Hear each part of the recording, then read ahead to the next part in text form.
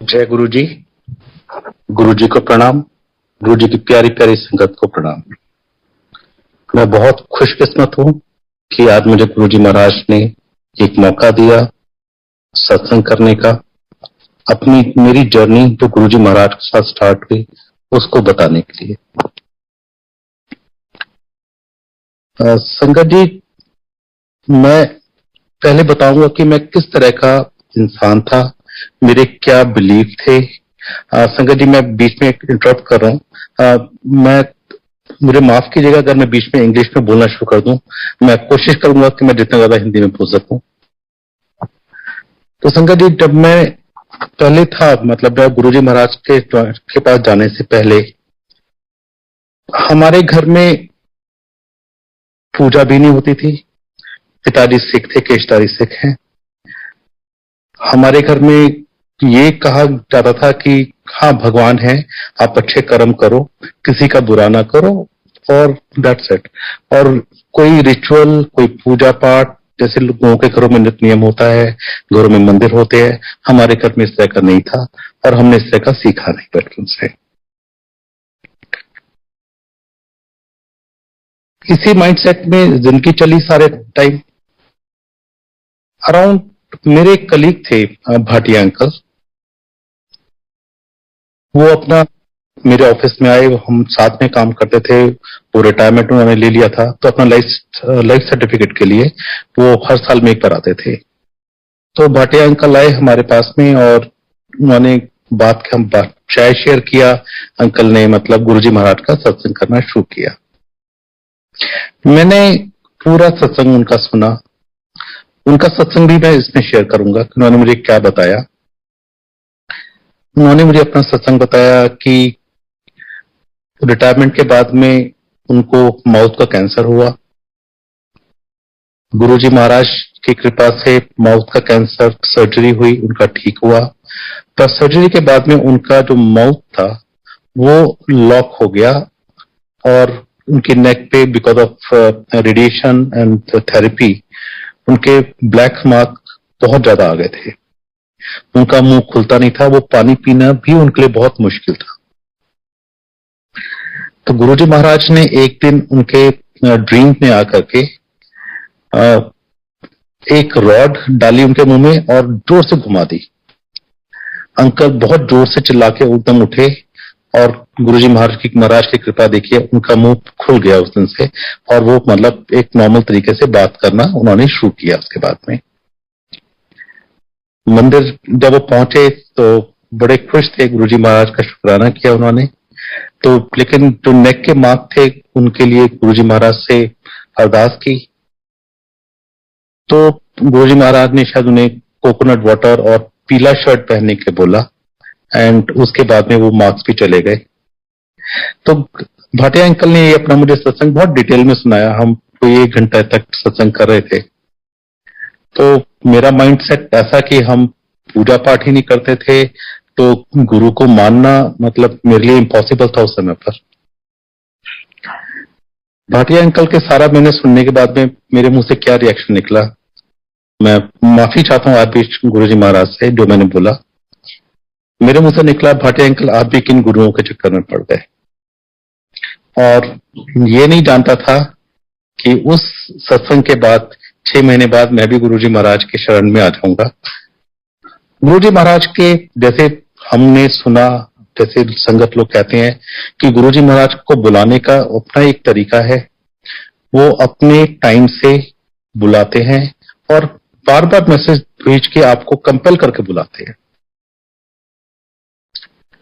तो संगत जी, मतलब ये भाटिया अंकल ने सत्संग किया, मैं इस बात को भूल गया क्योंकि माइंड सेट तो था नहीं मेरा रिलीजियस या स्पिरिचुअल कुछ भी तरीके से। उन दिनों मैं इंश्योरेंस कंपनी में काम कर रहा था, पब्लिक सेक्टर में, और मुझे अपनी जॉब चेंज करने के लिए मैं बहुत मतलब बहुत था, इच्छा थी बहुत ज्यादा।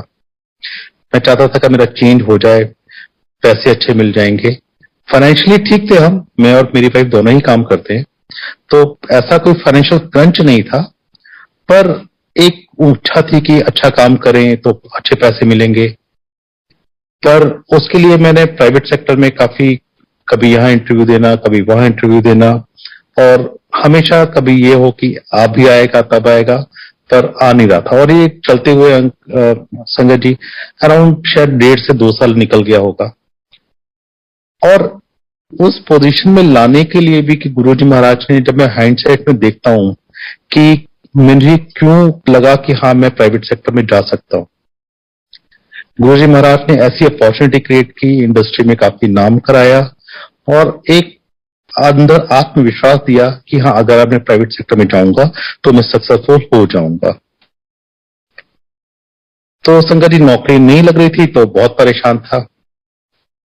और जब आदमी परेशान होता है तो मतलब जैसा लोग कहते हैं कि वो भगवान की तरफ भागता है।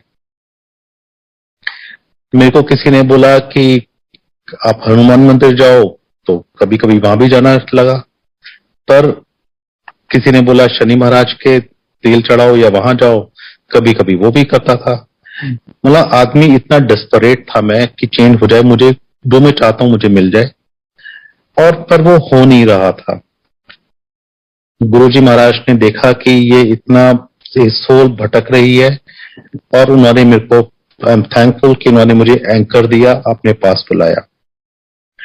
एक दिन हम यही शनि धाम जो रास्ते में पड़ता है गुरुजी महाराज के मंदिर के, तो मेहरौली के आगे ही जाके, तो वहां पर हम गए हुए थे वो तेल वेल चढ़ाने, जो रिचुअल करने होते हैं। मन नहीं लगता था लेकिन कभी भी। वहां पर हम गए तो वहां से करके जब हम निकल रहे थे तो मेरी आंटी ने एक मुझे उनके ऑफिस कलीग का एक सत्संग सुनाया। उन्होंने बताया कि उनके ऑफिस कलीग हैं, उनके हस्बैंड हैं, वो इस वाले शनि धाम से जो है मतलब छतरपुर में जो है, वहां पर बहुत कनेक्टेड हैं, और वो दाती महाराज जो थे वहां पर उनको भी काफी अच्छे से जानते हैं। बात चल रही थी तो सडनली आंटी ने एक और बताया कि हाँ उनके जो हस्बैंड थे ना वो थोड़े से बड़े जिज्ञासु, थोड़े खोजी किस्म के हैं।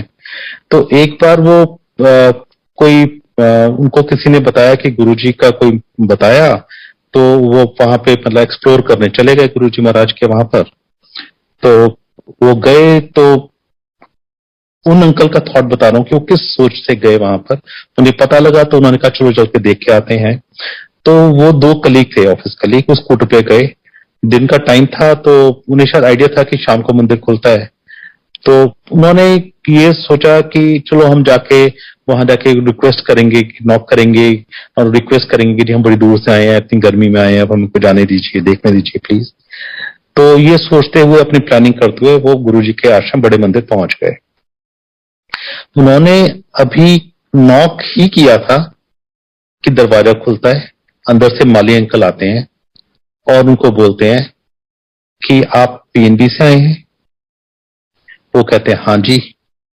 तो कहते हैं गुरुजी महाराज ने कहा था कि 2 लोग पीएनबी से आएंगे, उनको मंदिर दिखा दीजिएगा। उन्होंने मंदिर देखा। जब मेरी आंटी ने मेरे को ये सत्संग सुनाया अपने ऑफिस कलीग के हस्बैंड का, तो सडनली मुझे स्ट्राइक किया कि भाटिया अंकल ने भी तो मेरे साथ कोई 6 महीने पहले एक सत्संग किया था, गुरुजी महाराज के बारे में बताया था। मैंने अपना सत्संग एक्सपीरियंस मैंने अपनी आंटी के साथ शेयर किया। तो सडनली मन में आया कि चलो चले हम भी क्या। गुरुजी महाराज ने कैसे प्रॉम्प्ट किया, कैसे लेके आए अपने पास में।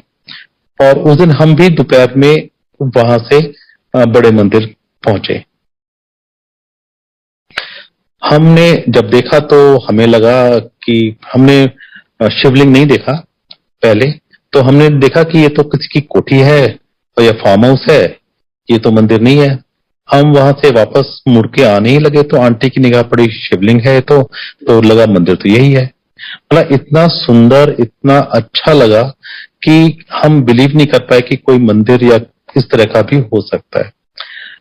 समहाउ छोटा गेट खुला हुआ था, हम लोग, कोई रोकने वाला नहीं था। उस दिनों संगत काफी कमी रहती थी, तो हम लोग अंदर चले गए।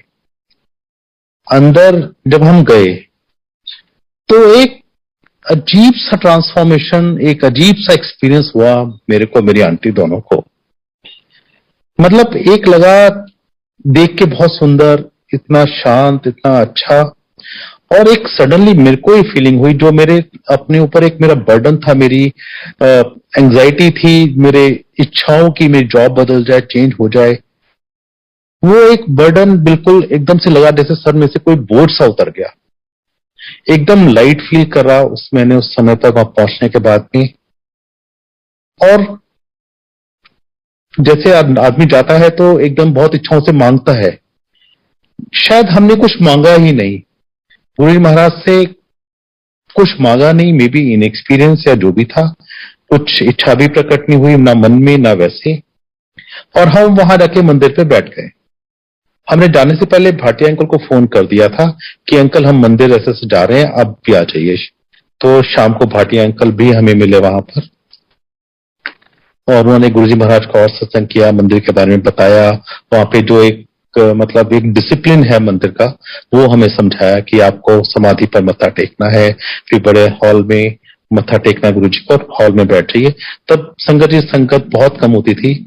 हम लोग घंटों तक, मतलब पूरे 2 घंटे का जब शब्द चलते हैं, हम अंदर हॉल में ही बैठते थे। वहां पर मेरे को एक और मेरे ऑफिस के कलीग मिले।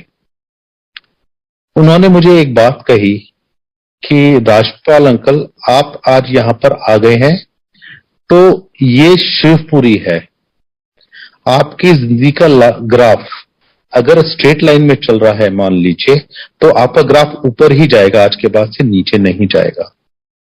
और संगत जी, बिलीव मी, गुरुजी महाराज की इतनी कृपा है कि मेरा ग्राफ लाइफ में ऊपर ही जा रहा है, नीचे की तरफ हमने कभी मुड़ के पीछे देखा ही नहीं। हमें वहां का जाके बहुत अच्छा एनवायरनमेंट लगा। शाम को शब्द चले, और एक मन में जो मुझे डर लगता था कि जिसकी वजह से मैं मंदिर जाना नॉर्मली अवॉइड करता था, वो था कि वहां के रिचुअल्स, पंडित आएगा, आरती करेगा, आपका मतलब कुछ आपसे चढ़ावा मांगेगा, आपको कुछ ये बोलेगा। बड़े मंदिर में ऐसा कुछ भी नहीं दिखा मुझे।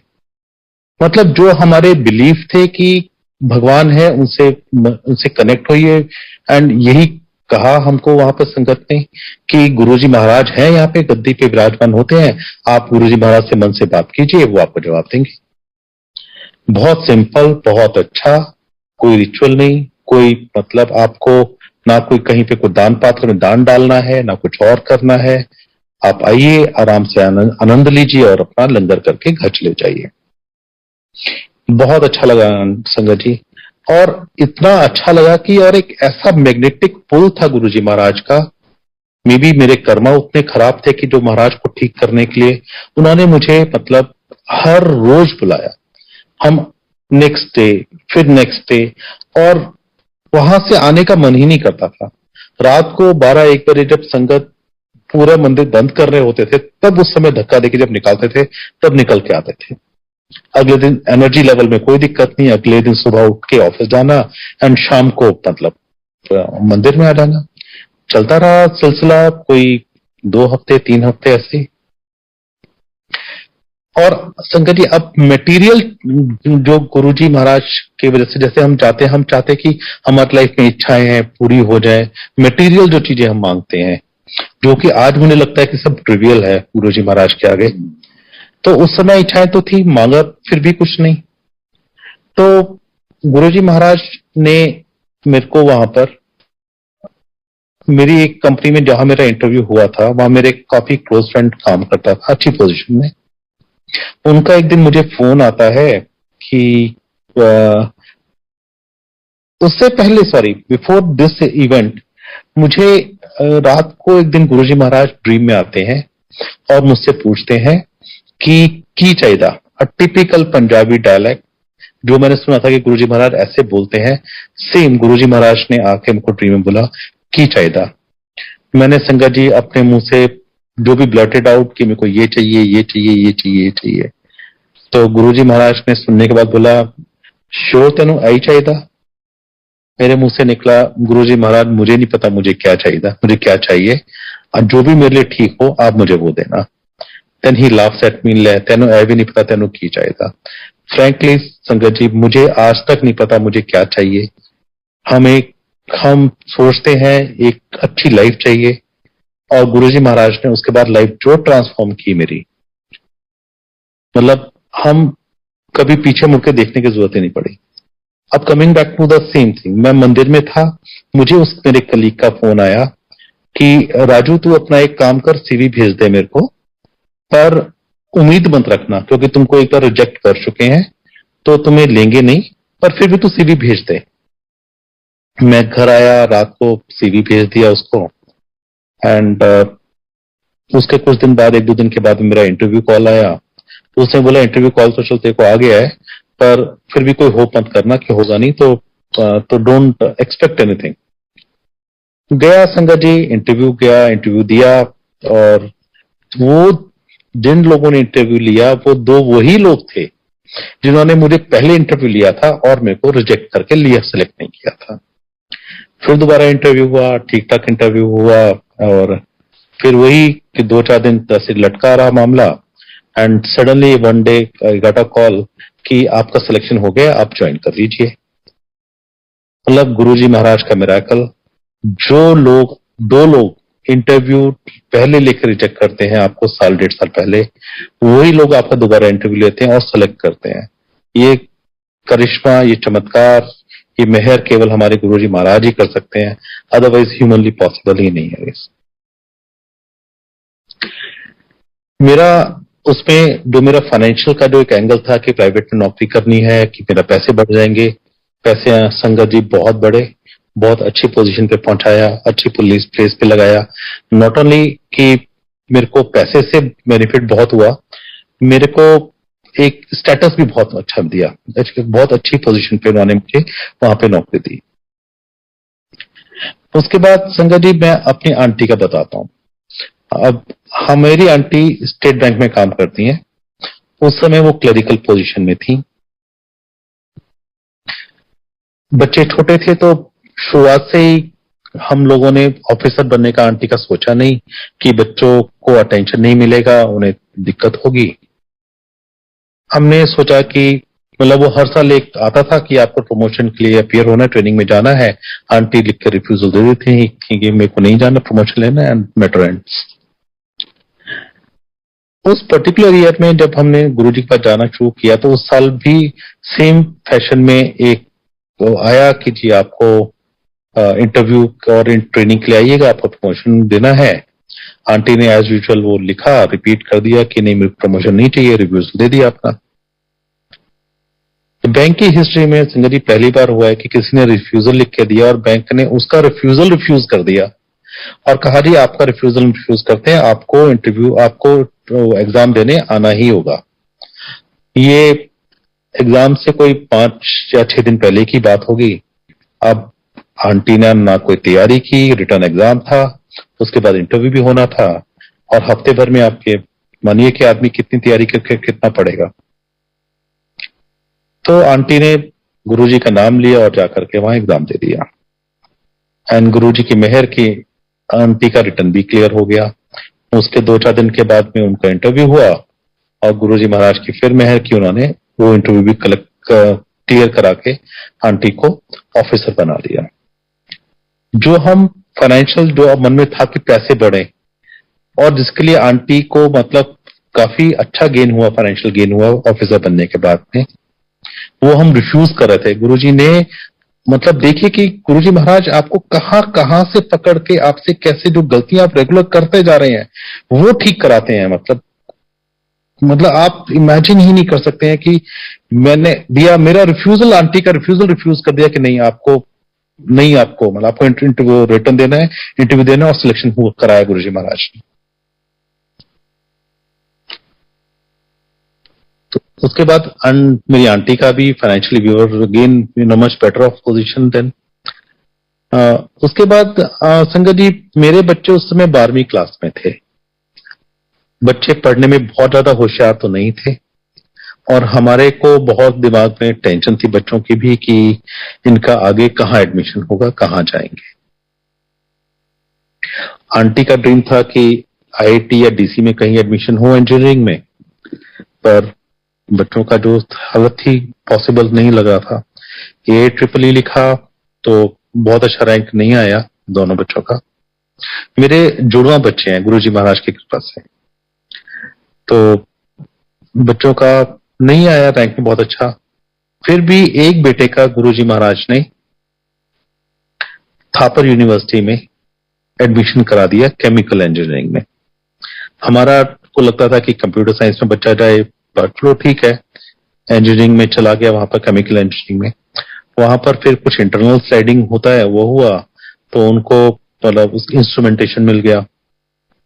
और उस पर्टिकुलर साल में इन सब के बाद में थापर के पास खाली 3 वैकेंसी थी कंप्यूटर साइंस में, जिसको उन्होंने ऑल इंडिया एग्जाम लिखवाया बच्चों से।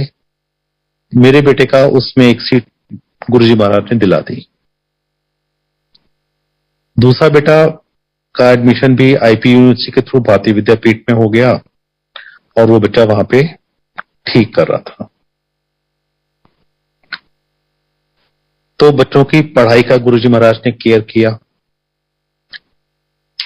उसके बाद लेकिन आंटी का जो एक ड्रीम था कि बेटा आईआईटी या डीसी, अब गुरुजी महाराज आपकी सब इच्छाएं पूरी करते हैं। तो बच्चों ने 1 साल के बाद में या 2 साल के बाद में नेक्स्ट ईयर भी एग्जाम लिखाया AEEE, रैंक अच्छा नहीं आया, तो जहां थे वही कंटिन्यू किया। उसके अगले साल भी आंटी के कहने पर कि नहीं आप दे दो, ट्राई कर लो, तो दोनों बच्चों ने फिर से AEEE लिखा। और उस एग्जाम से पहले मेरे बेटे को ड्रीम आया गुरुजी महाराज का। उसने देखा कि वो एक एग्जामिनेशन हॉल में बैठा है, और एक तरफ गुरुजी महाराज बैठे हैं और एक तरफ उनकी आंटी बैठी है सामने, और गुरुजी महाराज उसको बहुत गुस्से में घूर रहे हैं।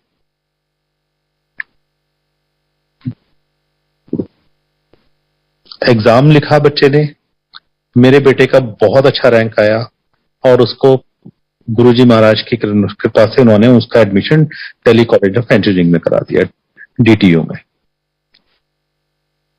आंटी का ये ड्रीम भी पूरा हो गया, बच्चे ने वहां से अच्छे से इंजीनियरिंग पास आउट किया,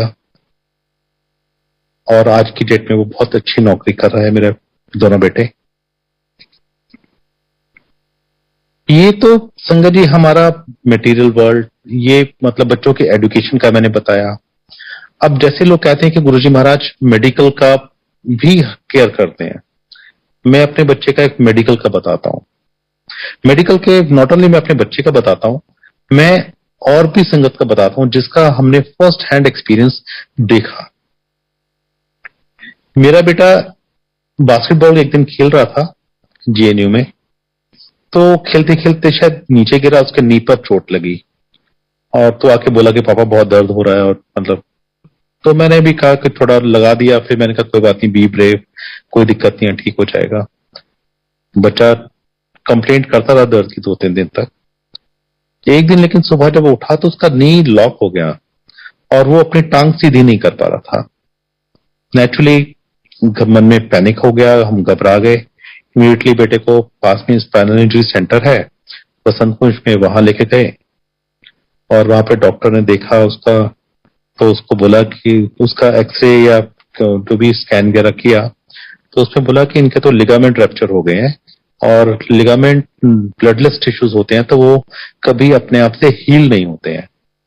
उनको इसके लिए उन्होंने बोला कि सर्जरी करना पड़ेगा। अब संगत जी हमें लगा कि इतना यंग बच्चा है, आज सर्जरी, और सर्जरी में कॉम्प्लिकेशन क्या होगा हमें नहीं पता।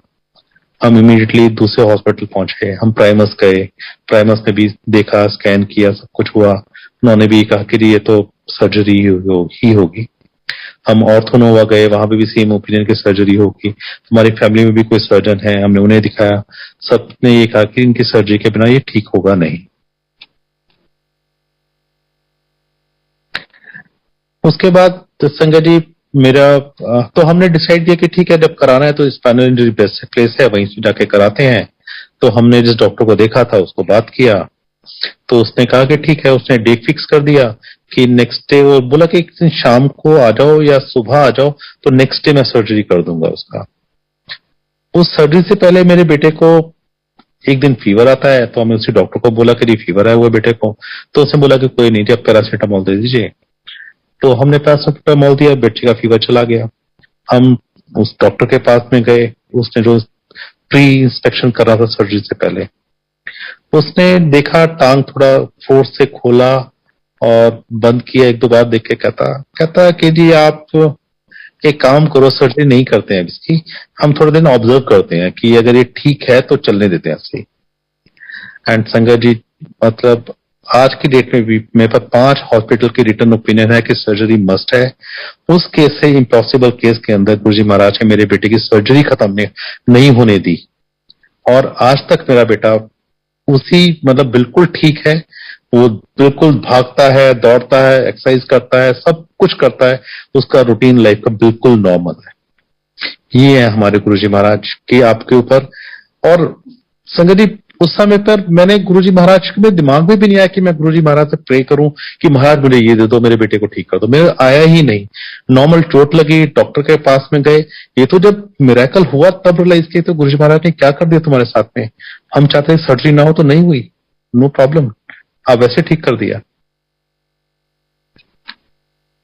और संजय जी, अब मैं एक और बताता हूँ मेडिकल का। 2 बड़े क्लोज इंस्टेंस हुए हमारे साथ में।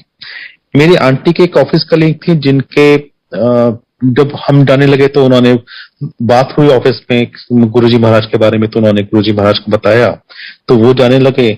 उनकी एक भाभी थी जिनको थ्रोट पे कैंसर था, और वो लोग का काफी बड़ा मेडिकल का ही काम है, मतलब भगीरथ प्लेस में। और because of their scale they knew, वो दुनिया के अच्छे अच्छे डॉक्टर्स को जानते हैं। तो उन्होंने यूके दिखा रखा था, यूएसए दिखा रखा था, जहां जहां पे उनको बेस्ट लगा कि मेडिकल दिखा सकते हैं। सबने कहा कि नहीं, ये थ्रोट कैंसर बहुत एडवांस स्टेज पर है, इसका कोई क्योर नहीं है, और उन आंटी को टाइम दे दे कि आपका मतलब 2, 4, 6 महीने तक ही आप जी पाएंगे करके। आदमी जब इतना डेस्परेट होता है तो, और जब कोई भी रास्ता दिखता है, तो उन्हें जब पता लगा गुरुजी महाराज के बारे में मेरी आंटी की कलीग के थ्रू, तो वो लोग मंदिर आए और वो हमारे साथ ही आए करके हम लोग ने देखा। और मैंने खुद देखा संगरी कि उनके गले पे एक बहुत बड़ा लंप था, जिसको वो चुन्नी से कवर करके आई थी। आए, उन्होंने मत्था टेका और लंगर प्रसाद किया।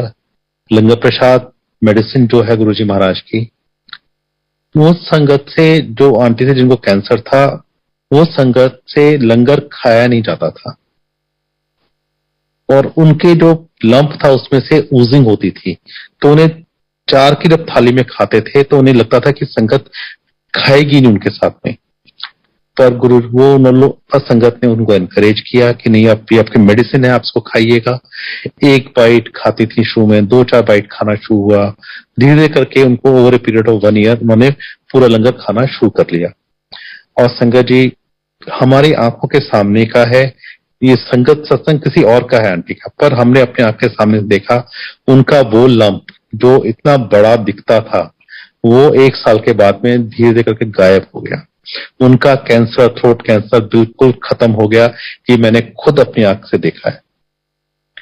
और वो आंटी इतनी खुद, जब वो डॉक्टर के पास में गई तो डॉक्टर हैरान कि आपका हुआ क्या, आपने क्या किया, ये कैसे ठीक हो, उन्हें भी नहीं पता।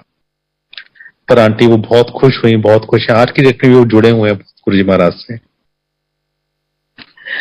एक और एक्सपीरियंस बताता हूँ संगत जी। एक दिन हम गए बड़े मंदिर में, तो नॉर्मली मैं थोड़ा तेज चलने की आदत रखता हूँ, तो मेरे आगे एक आंटी थी, तो हम जैसे गणेश जी के वहां पे मत्था टेका और समाधि में जब एंटर कर रहे थे, वो आंटी मेरे आगे थी। तो आंटी थोड़ा सा लिंप कर रही थी और थोड़ा स्लो स्लो चल रही थी, तो मैं उनके पीछे फॉलो कर रहा था। थोड़ा सा मुझे लगा भी, इरिटेशन हुआ कि मैं क्रॉस करके निकलूं, पर जाते हुए पूरा पूरा उसके साथ पीछे पीछे चला। आंटी ने आगे गई, और जब मंदिर से आगे लेते वक्त भी समहा वो आंटी मेरे आगे ही थी। वो तब भी लिंप करके चल रही थी धीरे धीरे करके। मेरे पीछे मेरे आंटी, मेरे बच्चे थे और आंटी भी थे। मैं उन आंटी को क्रॉस करके आगे निकल गया। तभी मैं थोड़ी देर बाद देखा कि जब मैं बाहर खड़ा था गणेश जी के पास में, तो देखा कि एक थोड़ा सा एक झुंड सा बना हुआ है और एकदम से कुछ मतलब कमोशन सा हो रहा है वहां पर। तो मैं गया, एकदम से देखा, तो देखा कि वो आंटी जो मेरे आगे थी, वो मतलब सडनली वो रो रही थी एकदम से। तो लोगों ने पूछा क्या हुआ करके। मैंने भी पूछा कि क्या हुआ आंटी। तो वो आंटी कहती कि मैं समाधि में मैं गिर गई, और गिर के जब वो उठाया लोगों ने, वो उठी अपने आप को, उठ के वो मतलब बाहर जब आई, तो सडनली उन्होंने रियलाइज किया कि जो उनका लिम्प था, वो लिम्प एकदम से खत्म हो गया। वो नॉर्मल वॉक कर रही थी, और उसी खुशी में वो आंटी उस समय वहां पे रो रही थी।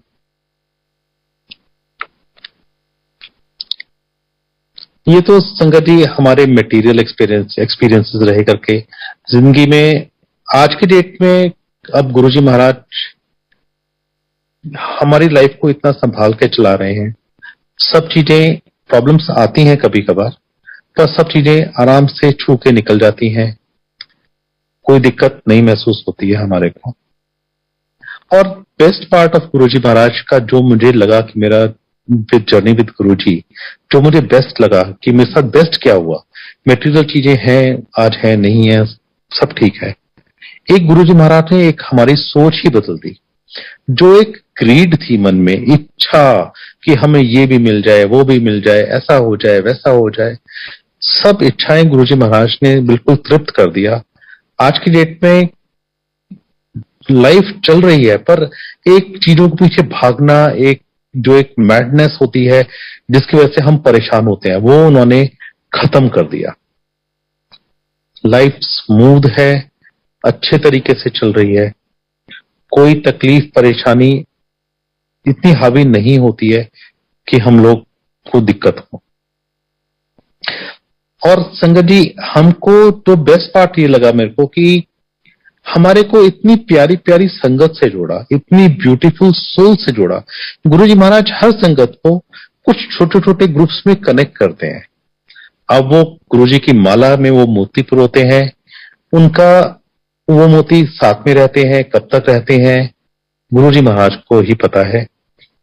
हम पहले भाटिया आंटी के घर पे जो हमको लेके गए थे गुरुजी महाराज के पास में, जिनका मैं आज तक थैंकफुल हूं कि thank you Guru Bhatia uncle कि आप हमें वहां लेके गए। उनके घर सत्संग में हम सुबह जाते थे, बहुत आनंद आता था।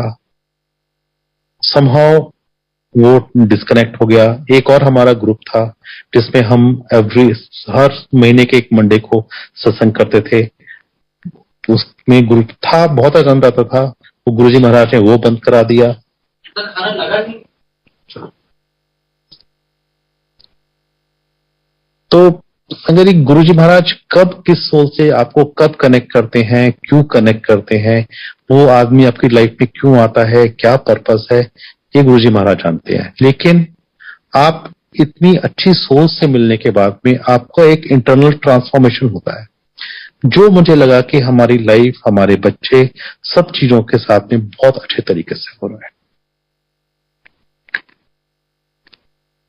अब संगत जी जो कहते हैं, हमने ये सुना था संगत से कि गुरुजी महाराज के पास में कोई भी एक आदमी चला जाए फैमिली का, तो गुरुजी महाराज पूरी फैमिली को ही ब्लेस कर देते हैं। मैं अब आपको यही वाला एक्सपीरियंस अपना शेयर करता हूं। मेरी सिस्टर की डॉटर, छोटी डॉटर का समहाउ डाइवोर्स हो गया। बहुत परेशान थी, रीमैरिज के का सोच रहे थे, लेकिन समहाउ हो नहीं रहा था। मैंने दीदी को अपनी बोला कि दीदी चलो एक दिन मंदिर चलते हैं, तो गुरुजी महाराज कृपा करेंगे। वो मेरे कहने पर बात मान के मेरी भांजी के साथ में हम बड़े मंदिर आए, हमने लंगर किया, बैठे आराम से। एंड मैंने वही जैसे मन में अरदास की कि गुरुजी महाराज कृपा करो बच्ची के ऊपर।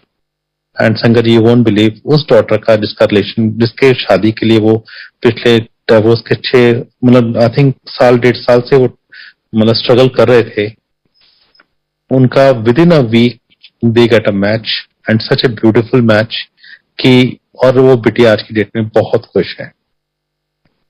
तो ये है गुरुजी महाराज की मेरे नॉट ओनली हमारा कल्याण किया, हमारे रिलेशंस में।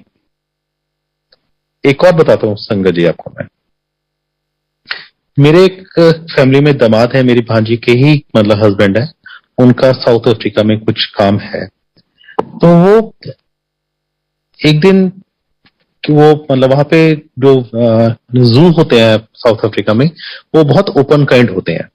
तो ये लोग जू में गए वहां पर, तो एक इनके साथ में लड़का था, यंग यंग लड़के हैं सारे, तो थोड़ा वो पास में शेर के पास बैठ के सेल्फी लेने की कोशिश कर रहा था। तो उस शेर ने समहाउ एक पंजा मारा और उस आदमी को उसने मतलब पकड़ लिया। तो ये लोग न घबरा गए एकदम से। अब शेर के से निकालना उस आदमी को इम्पॉसिबल। जो भी कोशिश कर सकते थे, टॉर्च मार रहे हैं या हॉर्न मार रहे हैं जैसे शेर हट जाए। शेर ने उसके ऊपर दांत भी कड़ा दिया था और पंजा भी उसने मतलब उसके बॉडी में घुसा दिया था। अब ये लोग मिलके खींचने की कोशिश की, पर वो नहीं खींच पा रहे थे। शेर की पकड़ से कौन निकाल सकता है। समहाउ मेरे दामाद ने बताया कि मामा जी, मुझे ये लगा कि उस समय गुरुजी महाराज आए और उन्होंने मेरे साथ पकड़ के उसको ऐसा खींचा कि शेर के नाखून टूट गए उसकी बॉडी के अंदर, उसका दांत टूट गया उसकी बॉडी के अंदर। वो लड़के को उन्होंने वहां से निकाला शेर के मुंह से, और उसको 60-70 स्टिचेस लगे और वो लड़का सेफ एंड साउंड है। पर ये देखिए कि मतलब, और उन दामाद के साथ में हमने कभी गुरुजी महाराज का जिक्र ही नहीं किया। कभी हमसे पहले कभी जिक्र ही नहीं हुआ था। बस पता था कि हाँ, हमारे घर में गुरुजी महाराज के स्वरूप थे, वो आते थे, वो देखते थे। हमने कभी भी उनका सत्संग नहीं किया, कभी बताया नहीं गुरुजी महाराज के बारे में। तब भी देखिए गुरुजी महाराज की कृपा कि उस एक्सट्रीम कहां तक कृपा करते हैं महाराज। बहुत अच्छा टाइम है गुरुजी महाराज के साथ आके। गुरुजी महाराज से बस हमारी यही प्रार्थना है कि महाराज अपनी चरण में ही रखना हमारे को, हमारे साथ पूरा टाइम हमको अपने शरण में रख के हमारे साथ रहना, हमारा अपना हाथ बनाए रखना, हमारी लाइफ ऐसे ही चलाए रखना। जय गुरु जी संगत। थैंक यू, जय गुरु जी।